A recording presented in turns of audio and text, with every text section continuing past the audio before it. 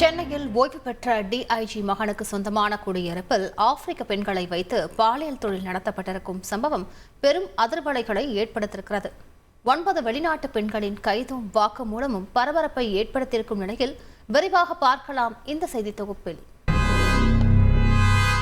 சென்னை கோயம்பேட்டில் உள்ள விருந்தினர் விடுதி ஒன்றில் பாலியல் தொழில் நடப்பதாக போலீசாருக்கு கிடைத்த ரகசிய தகவல்தான் இந்த ஒட்டுமொத்த அதிர்ச்சிக்கான தொடக்கமும்.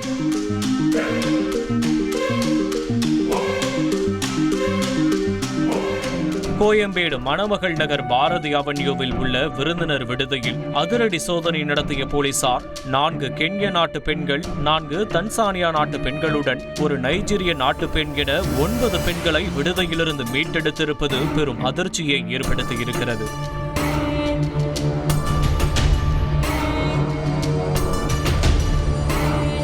கூடவே 3 ஆண்களும் கைது செய்யப்பட்டிருக்கின்றனர். அவர்கள் லொகாண்டோ ஆப் மூலம் சம்பந்தப்பட்ட விடுதியில் பாலியல் தொழில் நடைபெறுவது தெரியவந்ததாகவும், கூடவே வெளிநாட்டு பெண்களுடனான உல்லாச வாழ்க்கைக்கு ஆசைப்பட்டு இங்கு வந்ததாகவும் கூறி பரபரப்பை கிளப்பியிருக்கின்றனர்.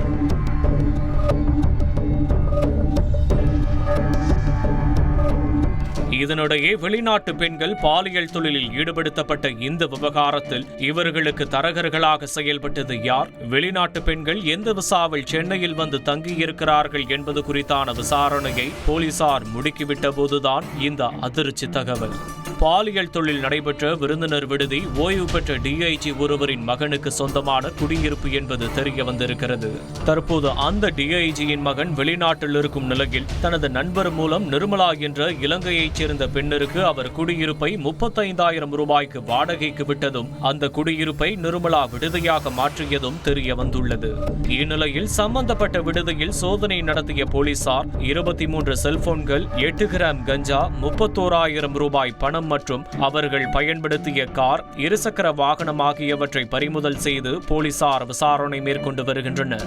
ஆப்பிரிக்க பெண்கள் அனைவரும் ஏமாற்றப்பட்டு கட்டாயப்படுத்தி பாலியல் தொழிலில் ஈடுபடுத்தப்பட்டார்களா அல்லது முறைகேடாக விசாவில் வந்து போதைப் பொருள் கடத்தல் உள்ளிட்ட விவகாரங்களில் ஈடுபட்ட பெண்களா என பல்வேறு கோணத்தில் போலீசார் விசாரணை மேற்கொண்டு வரும் நிலையில் இந்த சம்பவம் சென்னையில் பெரும் பரபரப்பை உண்டாக்கி இருக்கிறது.